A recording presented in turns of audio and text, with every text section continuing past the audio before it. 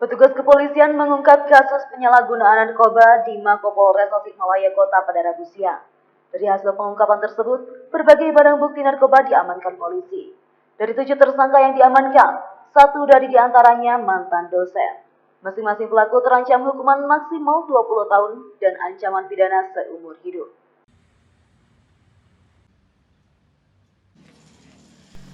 Kasus tindak pidana penyalahgunaan narkoba yang diungkap Polres Tasikmalaya Kota di Mapolres pada Rabu siang, petugas kepolisian mengamankan 7 tersangka pelaku beserta beberapa barang bukti berupa 733 butir tablet kuning bertulisan huruf MF, 1 paket plastik berisikan sabu sekitar 17,52 gram, 1 buah timbangan digital, 80 paket kecil berisi tembakau sintetis hingga obat trihexyphenidyl sebanyak 145 butir.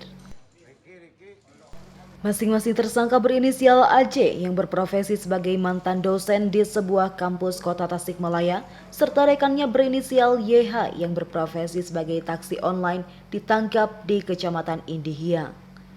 Kemudian tersangka AN merupakan pedagang cilok sekaligus seorang residivis dengan kasus serupa tertangkap di Kecamatan Tawang, serta rekannya berinisial HL ditangkap di Ciberem, dan juga tersangka JK sebagai perantara berprofesi sebagai ojek online ditangkap di Cihaurbetti, Kabupaten Ciamis.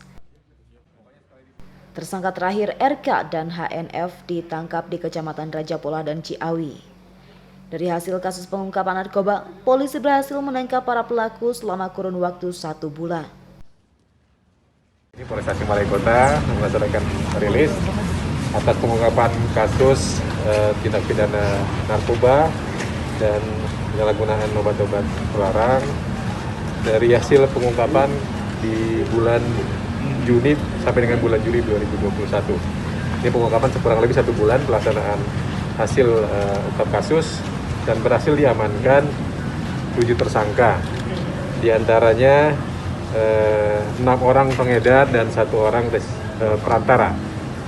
Kemudian dari 7 orang tersebut, 6 orang belum pernah dihukum dan 1 orang selaku residivis. Adapun jenis kasus yang diungkap, di antaranya 2 kasus perkara sabu-sabu, kemudian 3 kasus tembakau sintetis, dan 2 kasus perkara sediaan farmasi. AKBP Doni menambahkan, para pelaku telah melanggar Undang-Undang Nomor 35 Tahun 2009 tentang narkotika. Kini para pelaku tersebut terjerat pasal 112 ayat 1 dengan ancaman kurungan minimal 4 tahun penjara. Dan untuk residivis ada penambahan junto pasal 114 ayat 2 dengan ancaman pidana seumur hidup dan penjara maksimal 20 tahun. Rifki Saibani, Radar TV melaporkan.